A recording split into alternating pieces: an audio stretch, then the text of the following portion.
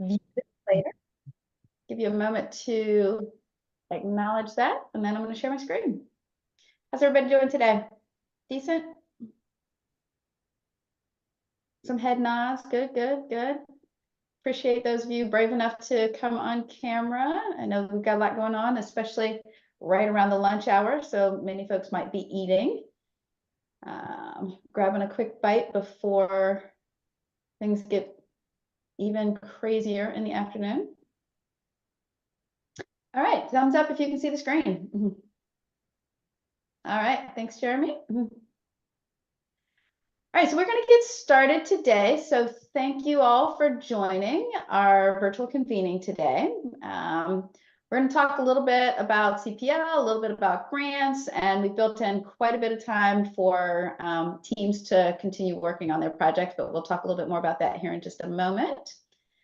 Did want to welcome everyone, and this is our agenda for today. What we're going to be doing, as I mentioned, we'll provide a couple of updates. We're going to switch things around just a little bit. Usually we do most of our updates and the look ahead at the end of the meeting, but because the end of our meeting today is going to be a little structured a little differently, we've put the updates at the front end, and we'll explain a little bit more about that in a little bit. We do have some great folks on the call today who are going to talk a little bit about their experience working on credit for prior learning. So Jenny's going to lead us and the other colleges through a conversation around that. So the hope is that you'll get some actionable strategies as a result of that. Already knows the whole. Hold on a second. Got to find who's got to mute. Thank you. Got it covered. Thank you, appreciate that. And then we'll spend a little bit of time doing the Innovation Investment Awards, kind of a grant expectations. So you've learned a little bit more about the timelines and things like that. We'll talk a little bit more about what's expected in there.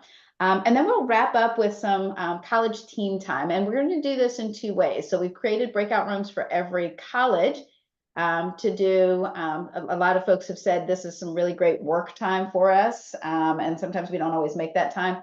So we've actually extended that time. So beginning at right around 1 o'clock all the way till 3:30, we'll keep those breakout rooms open for you. So you'll have the ability to go into those breakout rooms and stay there as long as you need. The second thing we'll do is we've also created some breakout rooms for some topic specific support. So if you have some very specific questions, thanks Jackson College for being the first folks to sign up for a time slot. So you should have received an email, but we'll drop the link in here as well to sign up for some specific topic time. Do take a couple minutes, as I mentioned at the front end, to rename your PIN just so we know where folks are. And we will press on with our usual, got a little bit of a quote here. So for changes to be of any true value, they've got to be lasting and consistent. And so part of the reason for this particular quote today is we're talking about systems change, and you'll hear Jeremy talk about that quite a bit in the MCACS team. What we're trying to do is create lasting change. Because what we are trying to do is also create value for our students. The other piece of this, and there's a little bit of a double message here, is around the credit for prior learning.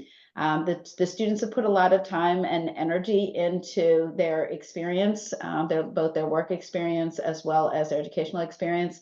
And if we want to show that we really value that, then we need to create those lasting and consistent systems in order to do that.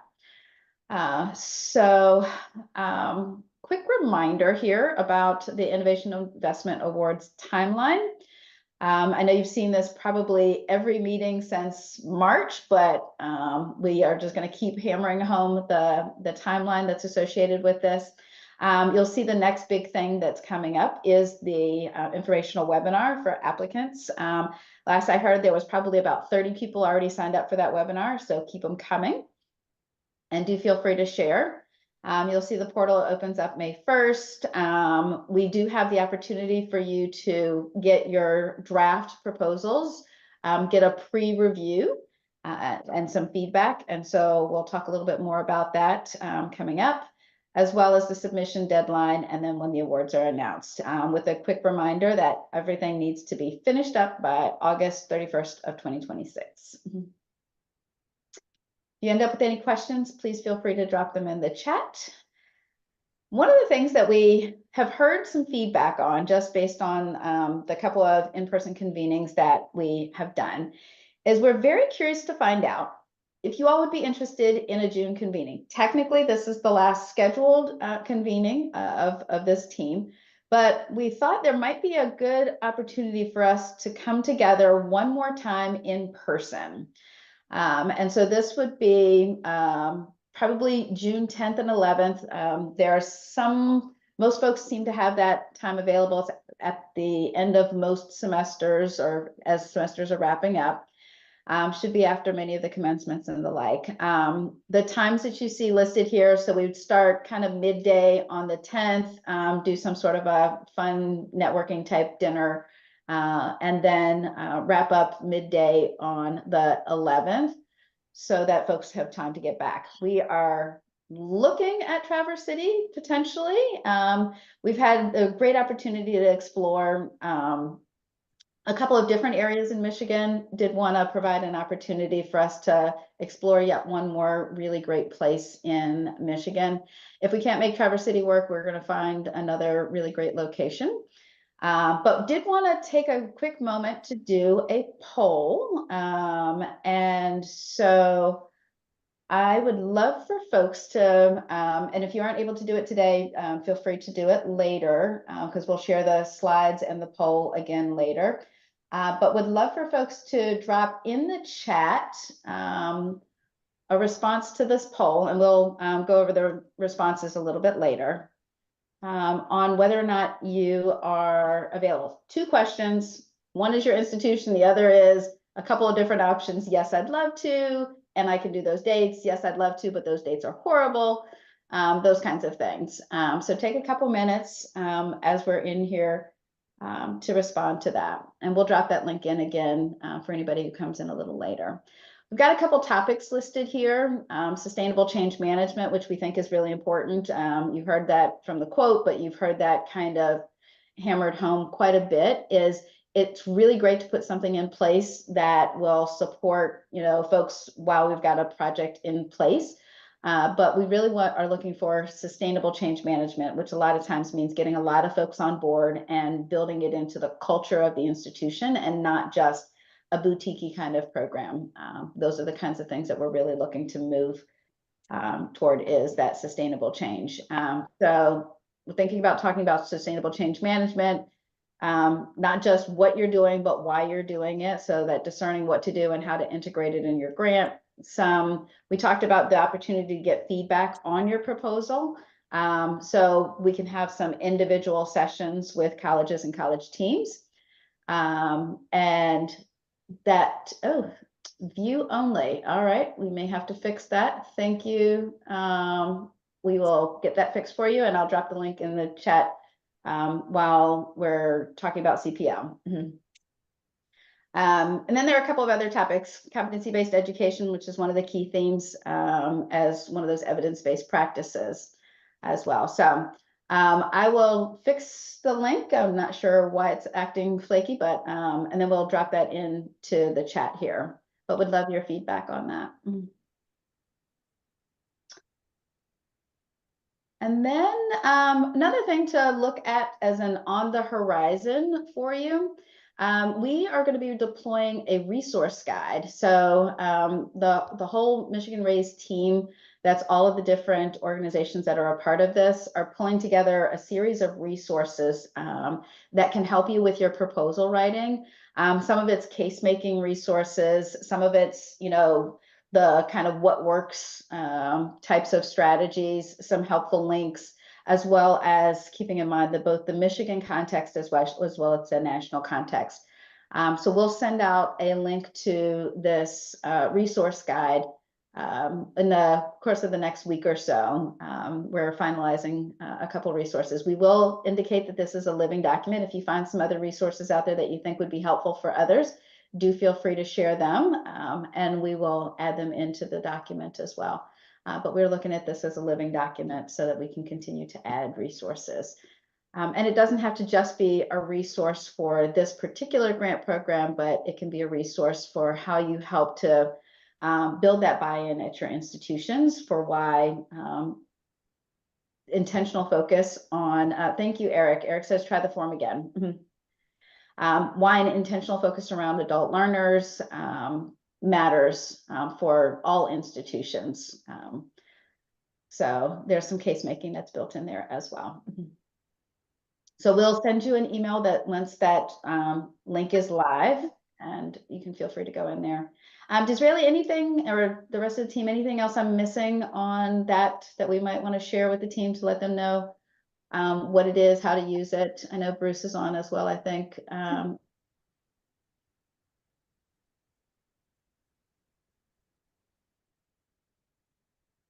right, hearing none. All right, so the last thing we wanted to cover before we switch into talking a little bit more about CPL is to give you a quick look ahead. We already shared the reminder about the webinar. When you get these slides, these are live links, so you can literally just click the link. Hopefully it'll work a little bit better than that last one. These are live links to be able to register and join the informational webinars. There are virtual office hours that you'll see from April 30th all the way through July 11th on Tuesdays and Thursdays. If you have done any of the travels for any of the in-person convenings and have not yet submitted your receipts and expenses, please do so that we can get you reimbursed as soon as possible. Don't forget those coaching calls that you're scheduling. And then if you would like a pre-review of your proposal, make sure you have it in by June the 7th. And it should be an email in a PDF format to the center's email that's listed here. Any questions before we go in and turn it over to Jenny and the team who is going to talk a little bit about CPL? And do feel free to make liberal use of the chat. All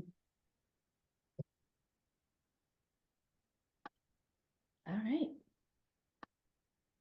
Giving folks a moment or two to find the mute button. Seems like not so much. All right. Then we are going to talk a little bit about credit for prior learning. So I'm going to turn it over to Jenny, who's going to kind of lead us through some conversations. Jenny, would you like to share your screen? I do have the slides in here and I can advance them, or you can share screen. There's only two, so you can probably just go ahead. That sounds good. All right. All right. So I'm Jenny Shanker. I'm from the Michigan Community College Association. I'm the Senior Director of Learning and Research. I'm here with you for just a few moments to overview the national initiative that the three colleges representatives who are participating will be talking to you about. So this is a national initiative, kind of co-sponsored and presented by Achieving the Dream and Jobs for the Future. It's called Improving Economic Mobility for Adult Learners. Some of you might have been at the convening in Lansing and heard this before, but just quickly, it's a two-tiered approach to addressing the unique barriers faced by students 21 and older. So the colleges each have a coach from Achieving the Dream that helps focused on supporting evidence-based policy and practice changes at institutions. And then the state team, which is the Michigan Community College Association and the 60 by 30 team, receives coaching from Jobs for the Future to make sure that states ensure that policies are aligned with the needs of students and colleges. And so we're lucky to have three partner colleges. Go ahead and click to the next, Christine. With us today, these are the three colleges that are participating. And what happened when we started recruiting colleges into the initiative is that everybody's very excited about the opportunity to use these resources to focus on credit for prior learning, which is something that everybody feels like is so important and seems like never has there been enough time and energy and financial resources to really focus on this. And now in the context of the Michigan Reconnect Act, which among many other things does include an incentive payment to colleges for $80 a credit hour for CPL to reconnect students. These three colleges were excited to have the opportunity to use this initiative to tackle the CPL problems on their campuses. And so I'm going to go ahead and let each one of them introduce themselves and their context with this work in the process of providing a brief overview, which will set us up for some questions and answers from the audience. So, Julie, do you want to go first? Sure. I'm hoping you can hear me. I'm in my car up here in Big Rapids for there's a career conference going on up here with K-12. So we are thrilled to be part of this project and to work with MCCA and our friends at 60 by 30. This was a chance for us. We have very few people that have used credit for prior learning at GRCC. And we wanted to increase that number. And we wanted to really look at less than 1% of those that get CPL at GRCC are people of color. And so we knew we're missing a lot of people that could help them advance in their goals and help be quicker to completion for certificates and degrees. So we really started by checking on the flow of, where is everything? And it wasn't located in one central area at the college. Our CLEP tests and our challenge tests were in another part. Our VA supports were in another part. Our portfolio review was another. It was very complicated for a student. So we worked with our Academic Governance Council and revised our policy on credit for prior learning. And it was a big deal because we were able to take away the cost we used to charge $150 for someone to work on their portfolio. And there was a fee for testing. And with this new procedure or policy that we're doing, we're removing those barriers completely. And we're having one central place, one email address, one phone number, one group of people who can help a student through a CPL process. Not only that, but then really to help them see if they already have a credential, how that fits. So that's really the process that we looked at in our working. And it was a process to go through academic governance and not only occupational programs, but also have the ability to have general education be looked at for credit for prior learning. So that's what we did in Grand Rapids.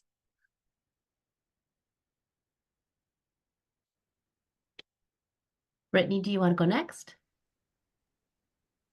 Of course. Hello, everyone. My name is Brittany Hodges. I'm one of the team members for this grant project here at Delta College. And what we have been working on is we're focusing, just as a preface, a snowball group of veterans as well as specifically our computer science programs. And our goal and desire is to grow industry credentials to degree opportunities using credit for prior learning. Now, currently, we have been very active in developing a CPL guidebook that has now reached its final draft portion, and this identifies 6 prior learning methods for CPL that we identified, and some of those include military transfer credit, the AP, IB credentials, work credentials, just to name a couple of them. We documented the procedures and created process flow charts that can then be used to help our staff and faculty work with students to guide them through how best to use their experience and apply it to their degree at college. And currently, we also have our MOUs on file with our registrar's office to help smooth that process as well. Now, the anticipation is to share the CPL guidebook with our Michigan Community College Association. Now, in addition to this, we also understanding that the guidebook may be a little bit more dense for our students and they need something that will be more direct and easier to navigate. We created a student plan and procedures so that they can take that as a snapshot, they can break it down, they know who to go to, can process the map, get it started, what they need to do on their end, who they need to work with, and what they can anticipate for their outcome. And so we break it down with the flow charts so that it's very visual and not so much dense as far as all the terms and jargon that we use within the college. Now, for next steps, we are currently working on, in collaboration with our key stakeholders, which includes our OIT department, our registrar, admissions team, to create a new page for CPL on our public website. This would include a CPL wizard tool that we're creating for our college specifically. And then we are also going to be taking our final student guidebook and the manual to our admissions team so that we can start the process of training our front-facing advisors to help the students navigate this process as they are getting started here at the college, with the ultimate goal of these credits going towards the final completion of their program and of their college degree.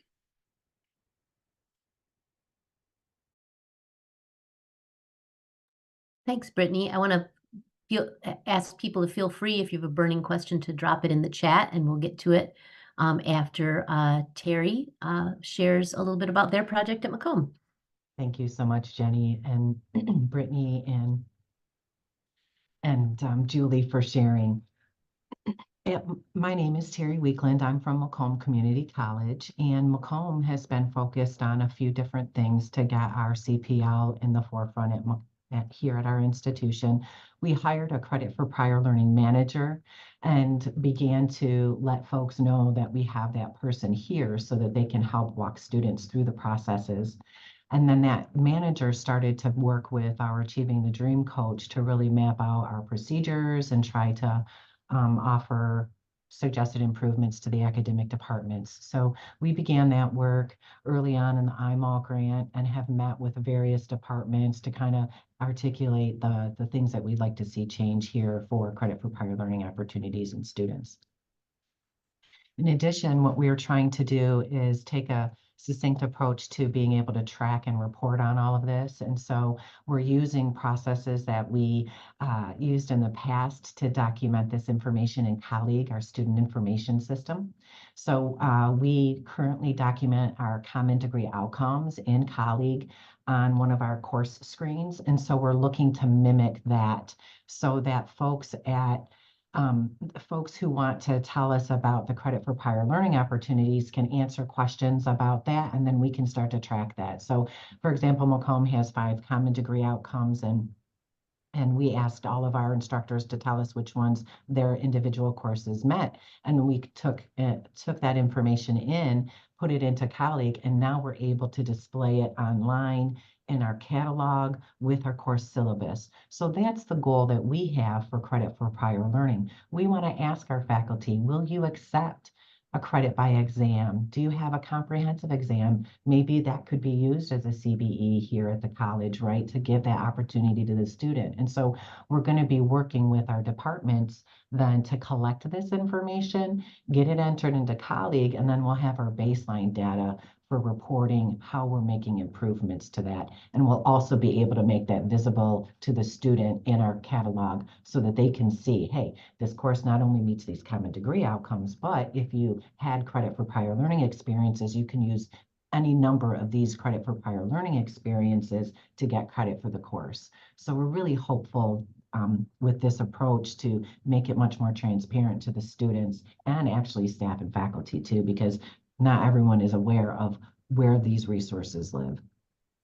And so the other thing that we want to do is mirror this information on our curriculum committee paperwork, so that if a new course or a modified course proposal comes through, that we're asking our faculty, can a student earn this class through credit for prior learning opportunities that are already in existence? If not, would you be willing to create an opportunity for our students? And so that's going to be another way in which we hope to make this more of a sustainable thing that doesn't just kind of become cyclical, right?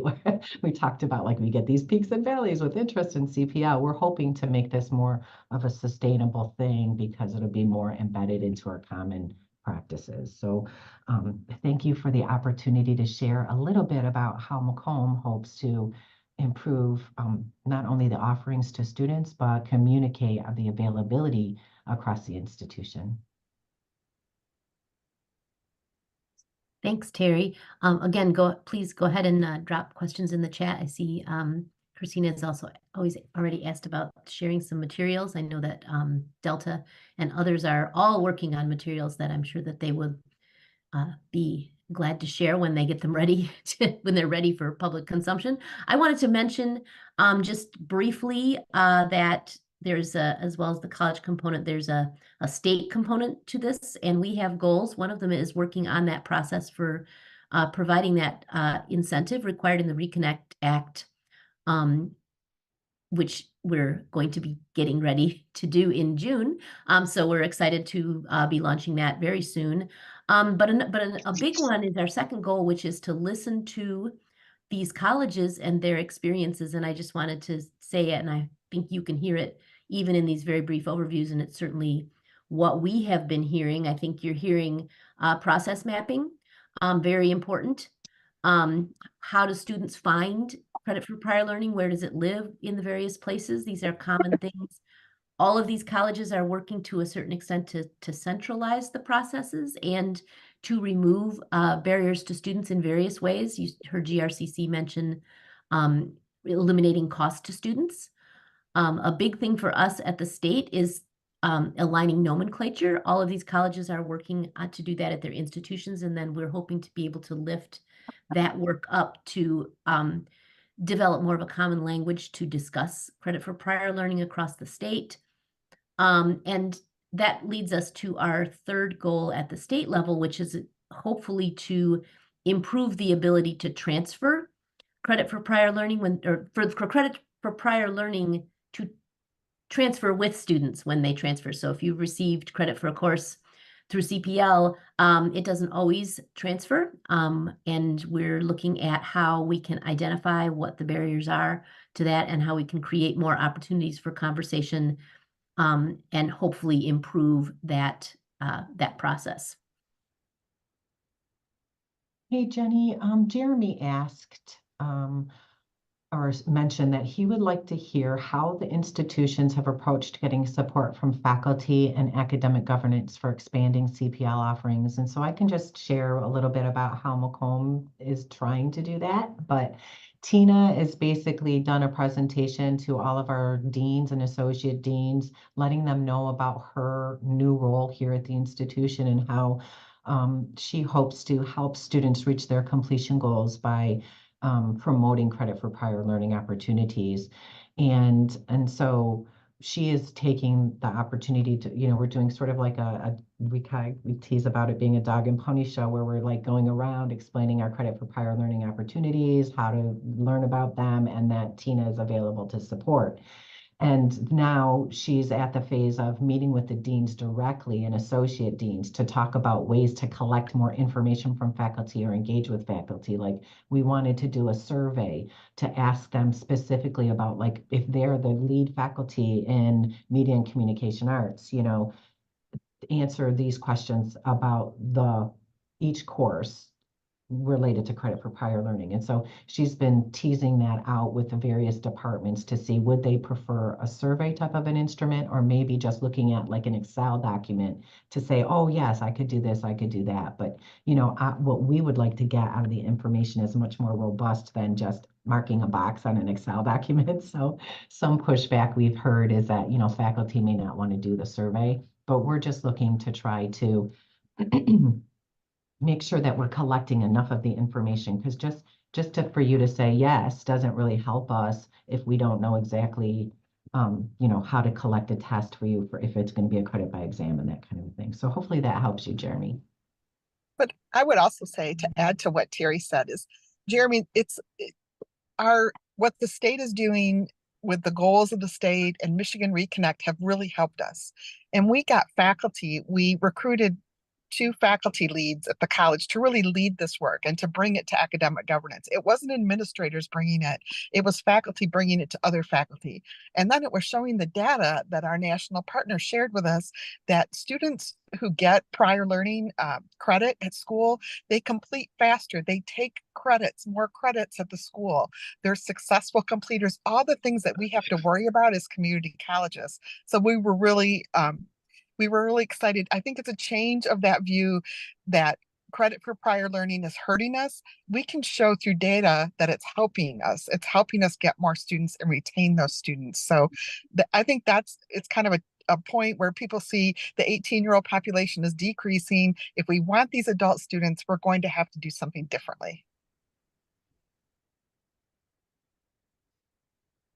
And to add to that, at least for Delta College, we also have a faculty lead on this team as well, and who's the coordinator of our computer science program. So he's been very instrumental in helping to determine additional credit for prior learning opportunities, especially with, for example, the Google IT support professional certificate and how that could translate to our associate program.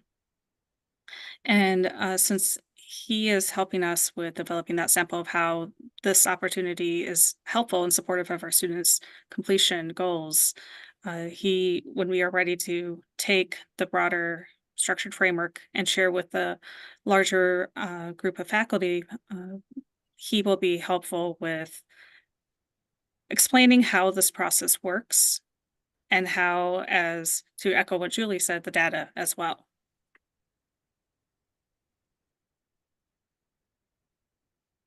I see Todd's question.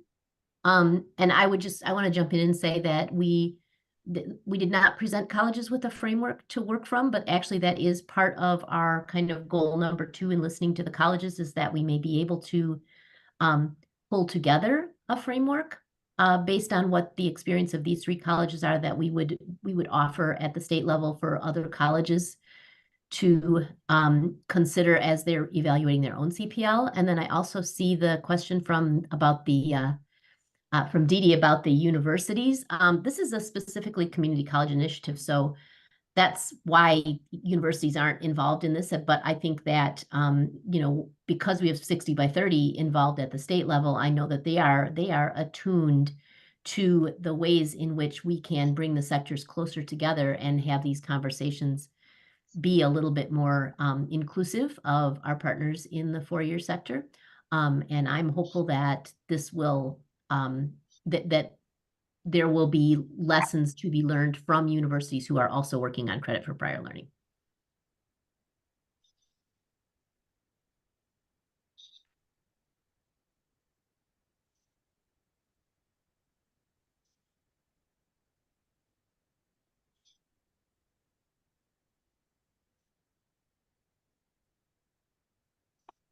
Wondering if there are other questions. And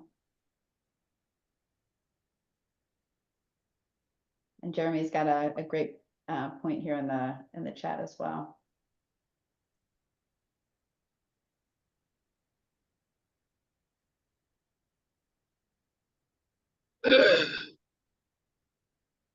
Are any of you working on or thinking about credit for prior learning as part of your innovation grants?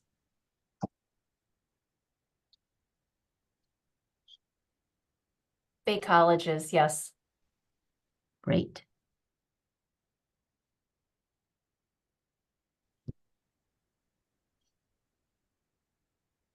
And Ferris, okay, terrific.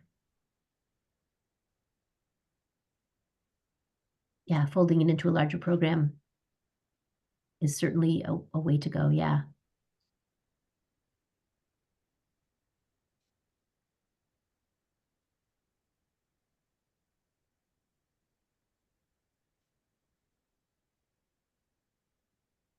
For the Glen Oaks team, question, are you thinking about this in the context also of transfer?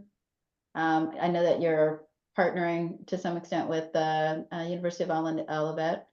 So are you all thinking not just about within your institution, but the transfer as well? Yes, we are. We're looking at it for the end game, quote unquote, to steal a line from maybe the Marvel movies or comics. Yeah, looking at transfer and also career placement, just to make sure that we're meeting students' goals and what they came in to accomplish. Excellent. Yeah, we talked about really aligning our, in partnership with Glen Oaks, the University of Olivet, in that partnership, aligning the credit for prior learning, both for transfer, so to make sure it transfers seamlessly, but also for recruiting. for marketing and recruiting purposes into particular joint pathways for programs. Excellent.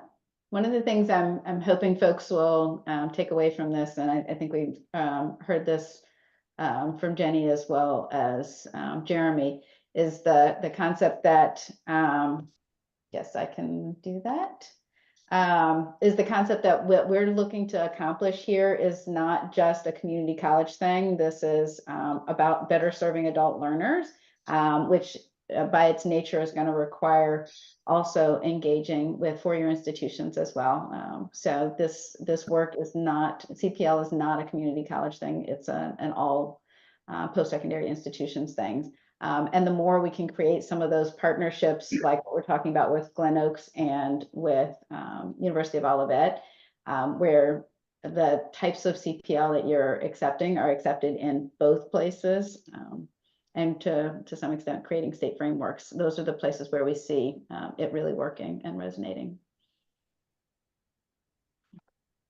I'll just jump in for a hot second to build off what you just said, Christine. I mean, let's had a lot of resources going to community colleges to develop some of these programs. I know the center is hoping to step up and help kind of fill the gap for the universities here as we go forward too. But I also know we have wanted to just raise the question on some of the universities if they've got an experience that they want to share from their CPL work or anything that would be, as they've continued to work on CPL efforts, questions that they have for a few folks that are going through the process or things from their experience previously working on CPL efforts from the university setting that's similar or different.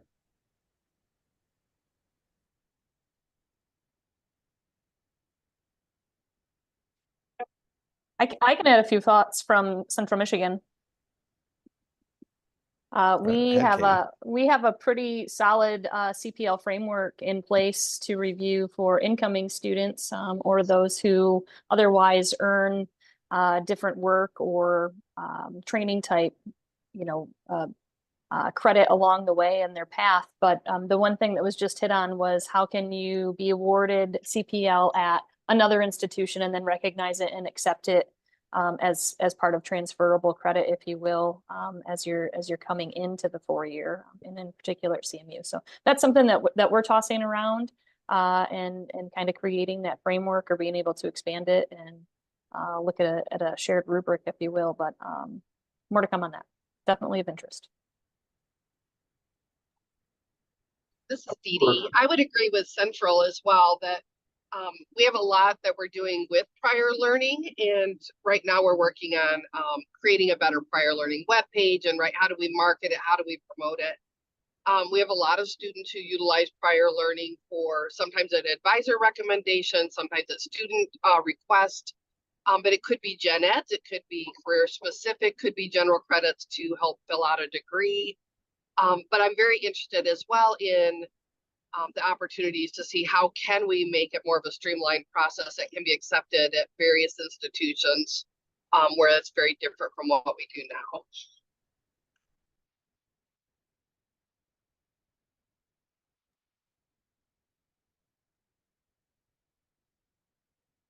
So what the two things that we're working on at the University of Olivet, in our Olivet direct partnership with Glen Oaks, we just wrote it into our articulation agreement that we're going to accept all credits that are transcripted at Glen Oaks, regardless of whether they're for courses or for prior learning. And then it's more working on the program pathways and being able to describe that in a way that is attractive to adult learners and helps them to know about it.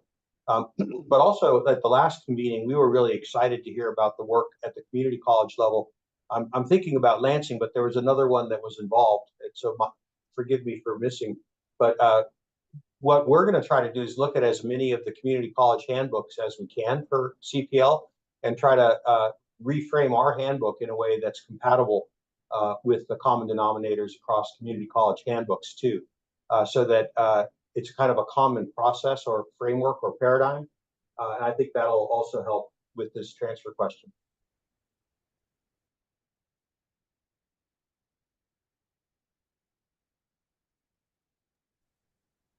I absolutely love that. Paul, is there any challenges as you're doing that work? that you've run into? Yeah, Or I know you're no early, but challenges at all. So, I think we're lucky because, we've had a number of programs like our criminal justice program or our nursing program, some of our other degree completion programs that were early to prior learning, credit for prior learning. And then we have a council, faculty council for graduate and professional studies, and a subcommittee of that really includes the faculty who are already leaders. And so that's kind of the way that we've worked on the buy-in.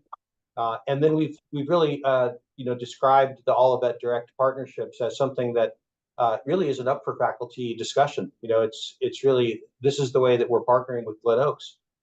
And that's a central decision rather than something that gets bogged down. But we're doing both, working on the program side for specific kind of prescribed prior learning templates for certain industry credentials, let's say, but also in a more general way with our Glen Oaks Olivet Direct Community College partner. This is Kate Vanderkalk from Grand Valley State University. One of the things we did was, as our faculty were looking at developing a policy, we wrote it into our policy that prior learning credit earned at another university, whether it was awarded by exam or some other form of prior learning, may transfer to Grand Valley, kind of lining up in accordance with our current policies in awarding transfer credit. So one of the things we're looking at is really saying, for us, with our prior learning, we transcript it as we do our own Grand Valley credit. So if other schools, as you're kind of examining policies and kind of re-looking at how you do it, for us, we would accept it if it was on the transcript as if it was a university credit. So that would be very useful for us in accepting credits. So would that be like if a student took a CLEP test and received credit for a course, you would accept it if it was just transcripted as a course and not I transcripted think as so. a We haven't had a lot of credit? experience with this, as we haven't had a lot of students transferring in yet. So I think it's something we'll have to kind of work with our registrar's office on. But I know, if we had a student who took a placement exam or, kind of more of those internal, prior learning opportunities to the university, if it was transcripted as credit through your institution, then, we are saying, we would look at those prior learning credits through the university, and potentially award credit. So it could be a transcripting issue. Yeah. Mm-hmm. Thank you.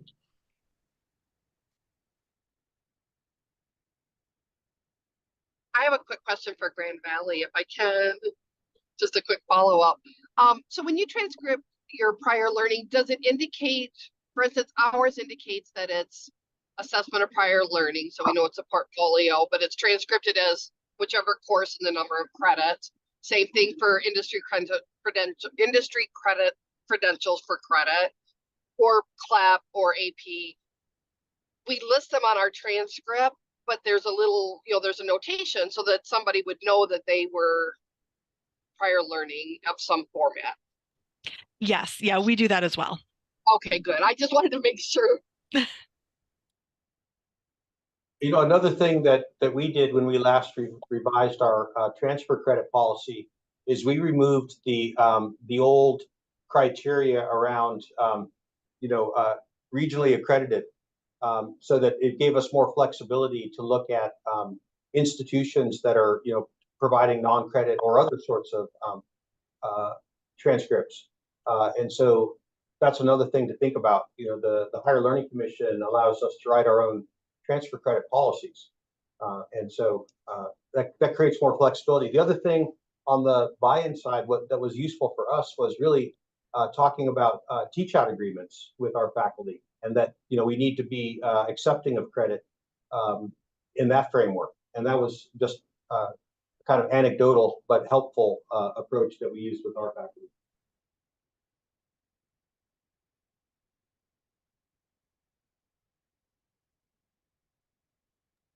I love the connection to the HLC expectations around this as well, because that's an important piece of this, and one of the things that people oftentimes see as a barrier, but it doesn't have to be. So I appreciate that flexibility. All right. Any other questions for our team, for anybody who's presented, or for one another? Because one of the things that's really great about these convenings is there are opportunities not just to learn from the folks who are sharing their experiences, but from one another as well, which is something that we've seen already today, which is great. All right. Well, I will kick it over to Jeremy and Michelle. Would you guys like me to share screen, or do you want to do it on your end? Go for it. Got it. You've got the rest of the slide deck. I got you covered. While Thank you're you all doing so much for your time. And yes, go ahead, Jeremy. Well, that's all I was going to say, Christine, while you were getting that up is, thank you, Jenny, and our presenters from GRCC and Macomb and Jackson, or excuse me, Delta. Sorry. Jackson I was looking at the chat and saw Jackson had popped up talking about what they're doing. So Julie, Brittany, Terry, thank you. Appreciate you sharing your experiences through this and helping foster some conversation today around it. So super helpful to hear what you guys are going through and what you're working on. Have a great day. Thank you. A great one.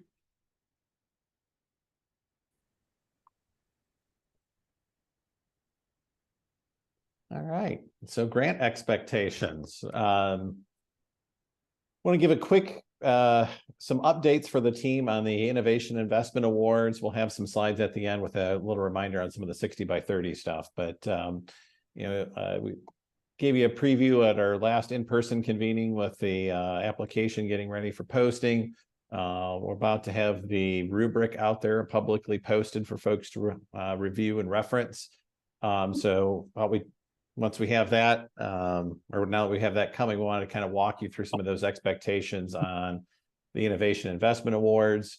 And I'll just do another plug reminder as well. Like we've had a couple of meetings already where we've been invited to meet with some of the teams that are working on their projects and their proposals.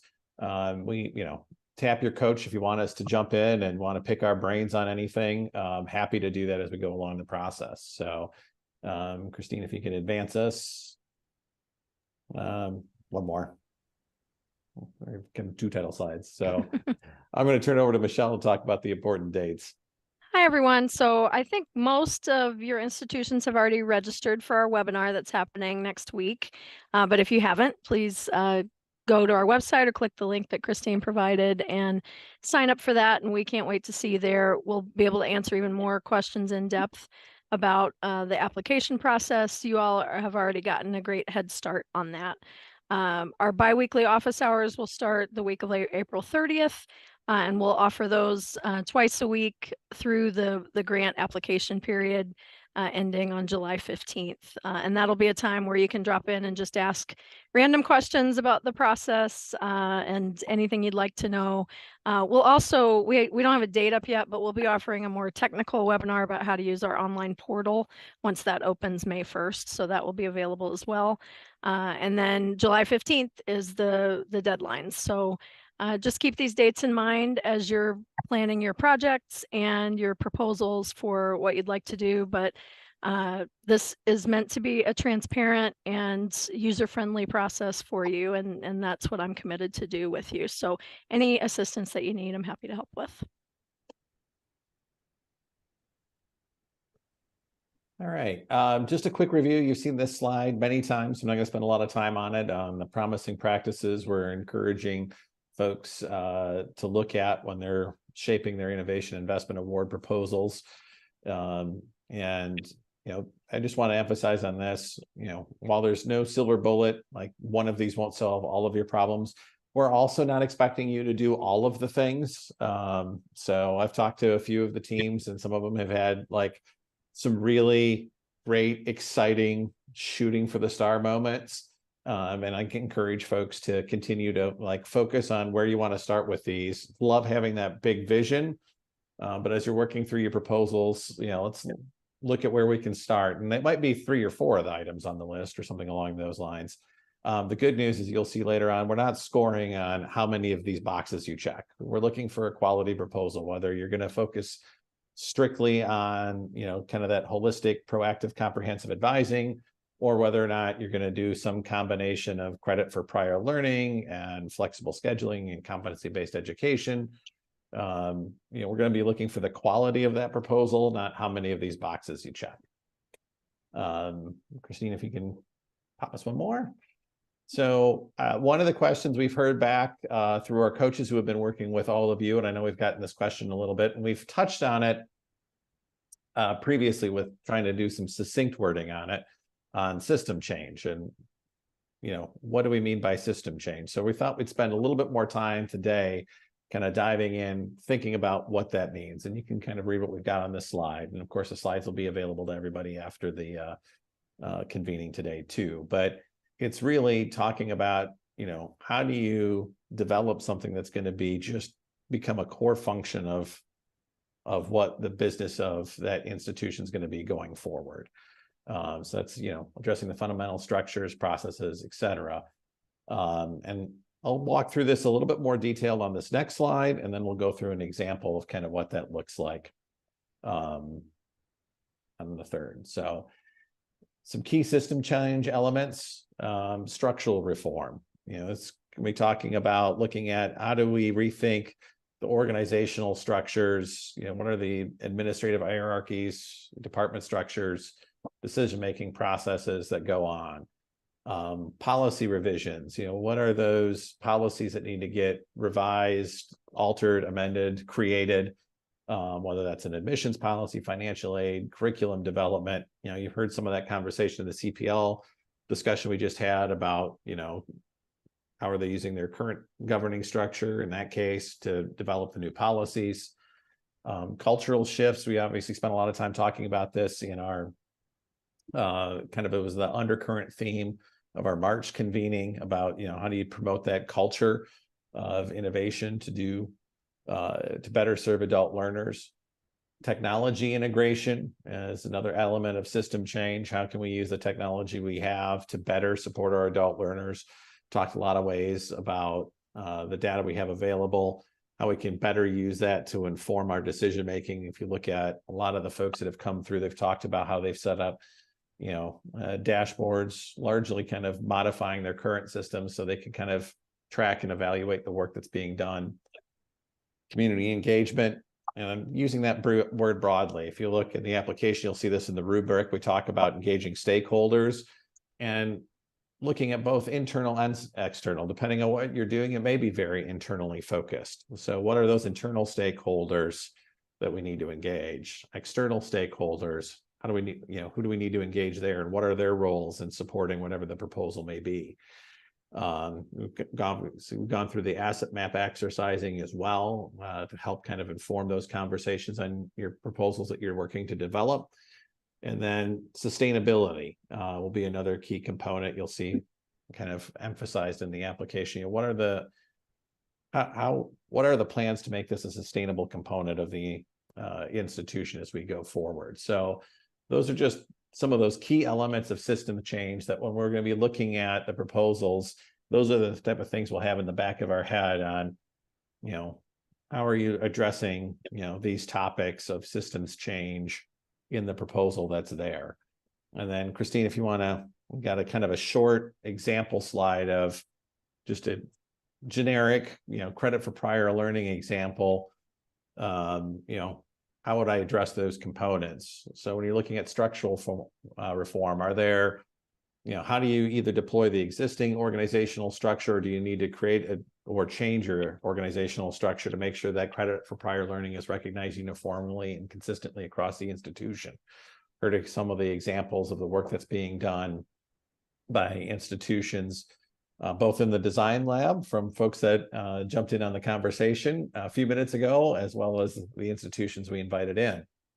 Policy revisions. Obviously, what are the policies and the processes that need to get changed to allow for that prior learning credits to be acknowledged? Cultural shift. I know I kind of cheated and asked a question of the panel myself, but it is, you know, how do you develop that climate that supports the credit for prior learning and acknowledges the skills that adult learners are bringing with them? You know, how do you engage the faculty? How do you get that embraced across the institution? technology integration, looking at, all right, how are we going to track it? It was also kind of briefly touched on, like, I know Grand Valley brought up, a way of making sure that institutions put it on their transcript so it's easier for them if they're dealing with transfer students, and talked a little bit about how that's acknowledged on a transcript. How do you look at tracking that on your internal systems? In March, we had that conversation for those that were in the CPL convening. We had some great back and forth between Lansing, Mott, and a number of others talking about how they internally track their CPL usage by students. And more importantly, how can you use that to inform kind of continual improvement amongst the institution? Community engagement, as I touched on that, engaging your adult learners, your faculty and staff on kind of building that culture to embrace credit for prior learning. Talking to, local employers or others about trying to align some of the CPL to the work that they're doing as well. And then sustainability, to make sure that this is going to be a process that continues, and it's not just a kind of one and done. We're going to do a CPL thing and we get a good boost in numbers for 6 months, a year, 2 years, and then it just kind of falls away. So how do you build it into the culture, which also kind of goes to the community engagement piece, and is supported in a sustainable fashion? So just trying to give you a little bit of an example of what we're thinking on system change, how kind of, those 6 pillars of system change we kind of pointed out would look in a specific example with credit for prior learning, just to give you a feel for, as we're evaluating the proposals, some of the type of things that we're going to be looking for when we're doing that evaluation. And I would say, to start with, we understand that in many cases, you'll be looking to start something that's potentially new to the institution. So it's not like we have to have,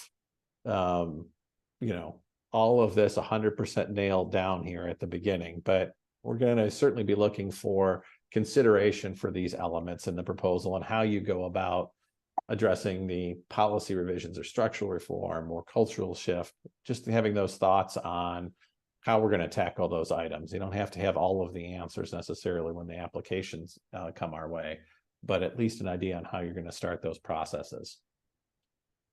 With that, Christine, you can hop to the next slide. And I will turn it back over to Michelle to start talking about the rubric overview.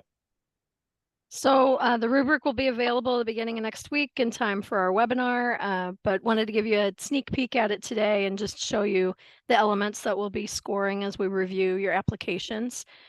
Take a look at the right-hand side, just institutional commitments that we expect any recipient of an Innovation Investment Award to comply with, and that would include 10% matching funds, regular meetings with your president and the project team, just to make sure this is top of mind and priority for your institution, that commitment to mentoring others, quarterly meetings and periodic engagement with the center, because we're going to be doing some evaluation of the entire IIA process in addition to the work that you're doing. So we want to help accelerate and amplify your project implementation, but also make sure that our dollars are put to good use overall with the IIA.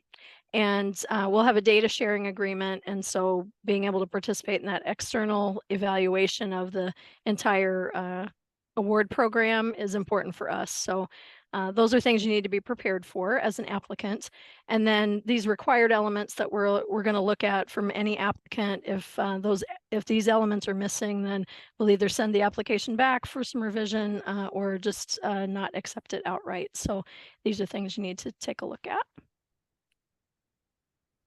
Next, we look at the guiding principles of the Innovation Investment Awards, or an adult learner focus, that equitable access to serve historically underserved populations, and then just the collaborative nature overall of systems change. So making sure that you're doing that community engagement, both internally in your institution and externally wherever possible.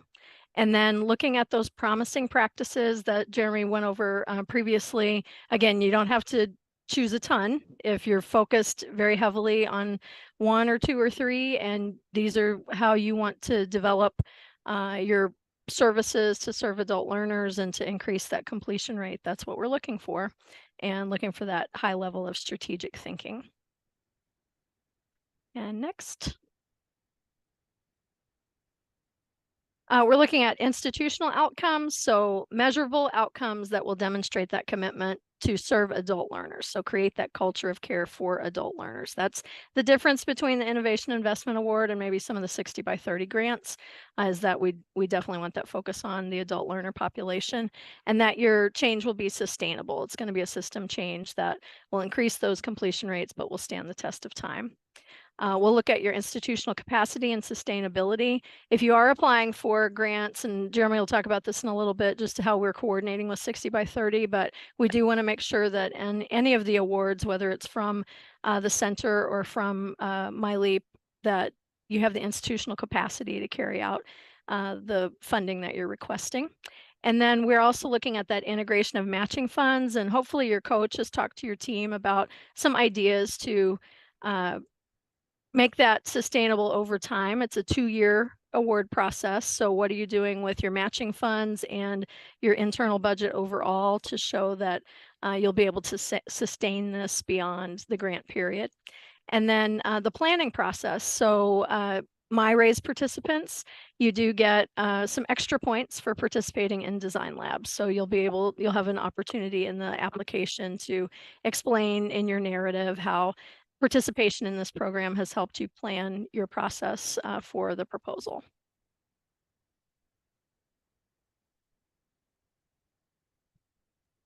And then once you do receive an award, these are the things that the center will continue to work with your institution on.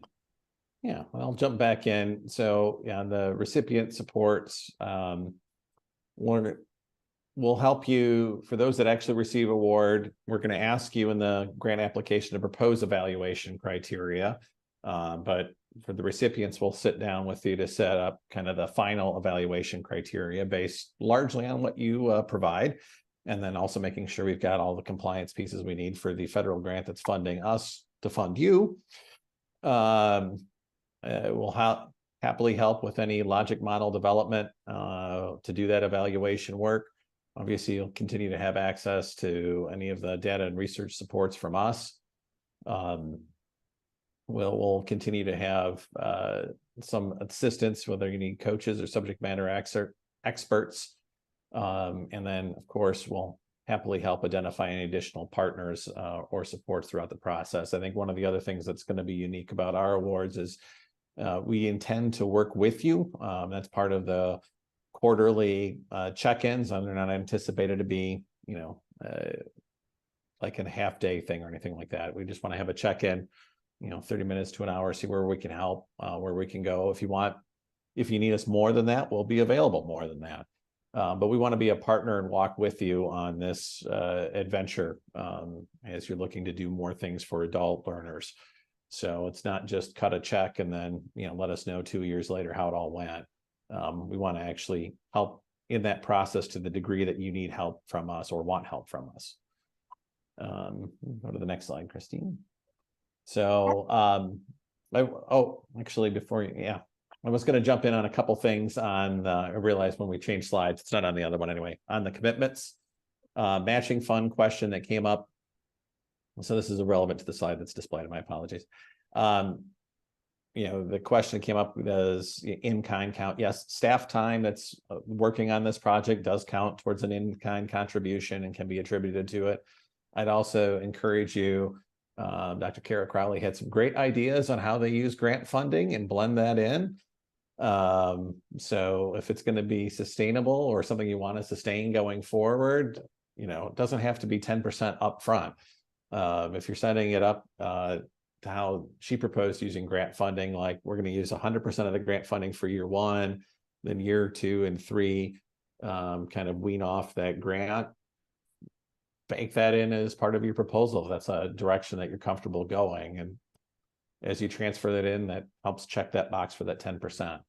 Also had a question that came up on mentorship. One of the things that we are encouraging is folks, as we make this investment, if somebody comes along and wants to do something similar to what you're doing, encouraging the institution to at least spend a little bit of time with them to let them know how their experience was. We're going to document the process and have that information available, but let's say an institution does something really cool on credit for prior learning. Another institution comes along and toward, 2 years from now and says, man, I'd love to be able to do that. We'd ask that you spend at least a little bit of time with them to explain kind of the process you went through and give them the insights and learnings that you experienced instituting that program at your campus. So we're not asking you to take them under their wing for like days, months, years, but at least take that initial call and reach out to them. I will confess, and grant opportunities I've run in other places, I've always put this in. And this is probably not helpful for enforcement, but we have no ability to enforce it because that's really post grant. I know Christine's like, why are you saying this? So it's more of an encouragement, but I'd still encourage you to do that. Because it really is beyond the scope of our grant length, where that mentorship would really come into effect. But we would at least encourage everybody to do the mentorship and just, as folks come, if you do something really cool and somebody wants to model it at their campus, whether it's another design lab participant or somebody else, ask that you be willing to spend a little bit of time to share your experience and help kind of give them some thoughts and guidance as they want to replicate it on their end. The next couple of, Michelle just put it in the link to the center's new website where you can log in and register for the webinar. I'll just quickly touch on, so I know we're a little over time. These next few slides we're going to include in the presentation. Christine, if you want to go up one more. We're going to include some of the 60 by 30 slides from the previous one, just so you have them as a reference, but I just wanted to touch on the upcoming due dates for the 60 by 30 grants as well. Obviously the Q1s have largely passed, but there's a few coming up in the next few weeks for the second round of quick starts coming up at May 3rd. We've got the barrier removal grant due dates coming up in June. And the next round of college success grants, you will note, are July 12th, which is the Friday before our deadline of the Innovation Investment Awards of July 15th. Christine, if you can go on another slide. And as Michelle referenced earlier, and I've said this to the group, but I just want to reemphasize again, we're going to continue to coordinate with 60 by 30 on those grants. So understanding some institutions may apply with the same grant to both of us. They may have two different opportunities going in. I don't want to begrudge anybody. I mean, there's a lot of great opportunities. You should all take advantage of it. And you are, however you apply, if you apply with the same grant to both of us, we're just going to coordinate between the two of us. So we don't award double, or if you apply for different ones, if you're going for a Go Big and an innovation award, you'll probably get a call from us just to make sure that you feel comfortable, we feel comfortable that you've got, the capacity to do both at the same time. So that is kind of all I wanted to touch on there. And I don't know if there's any other questions. Not. Michelle's info's on the screen. That's kind of our lead on this one, and we're always here to help.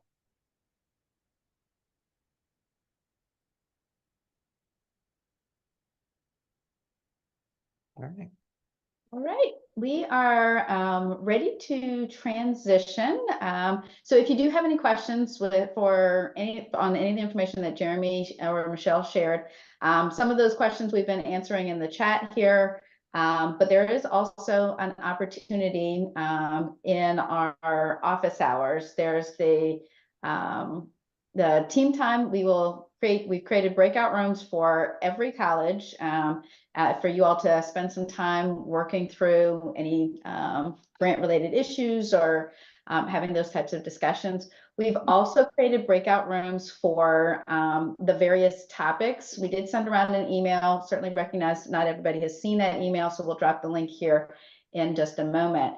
We are actually going to keep breakout rooms open until 3:30, and the 20-minute sessions are also between now and 3:30.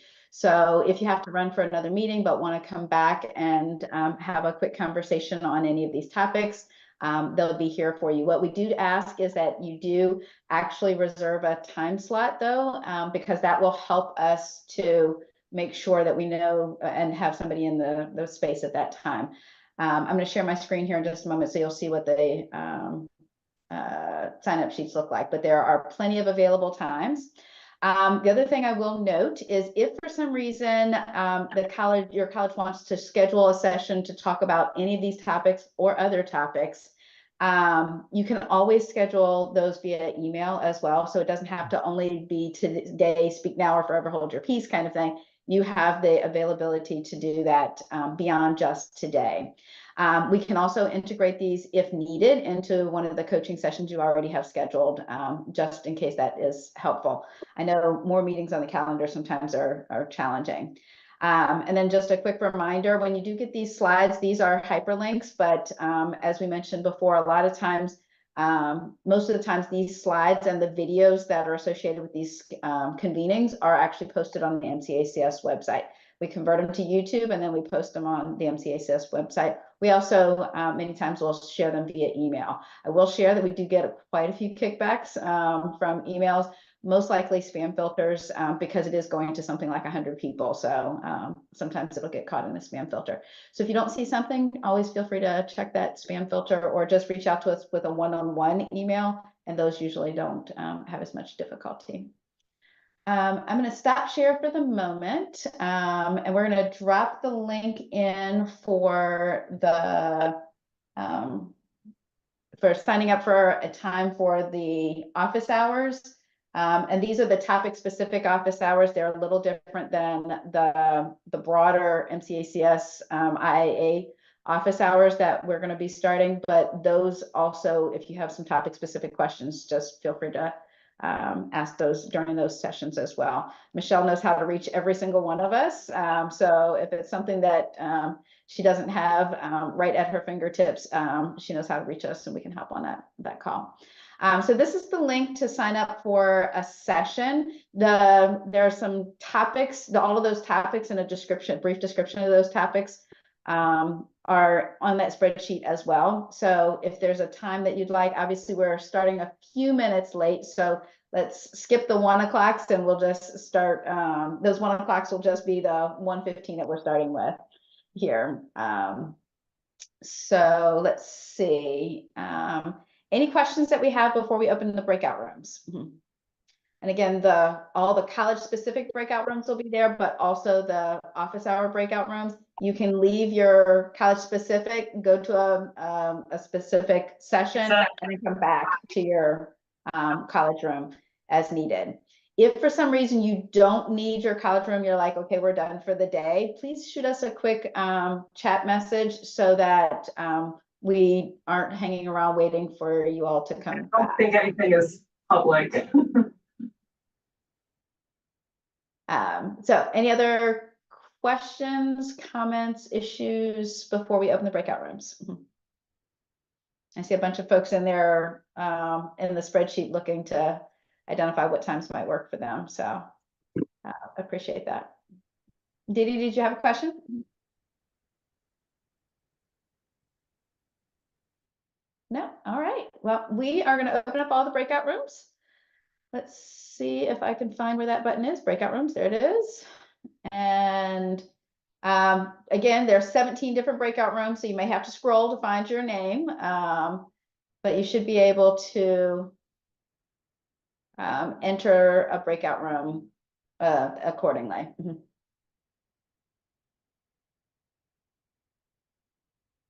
If you run into any issues, let us know. We'll just kind of be hanging around here to make sure that everybody's found their spaces.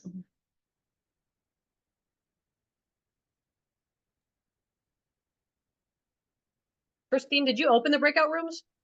I did. You should see at the very bottom of your screen a button that says breakout rooms or join.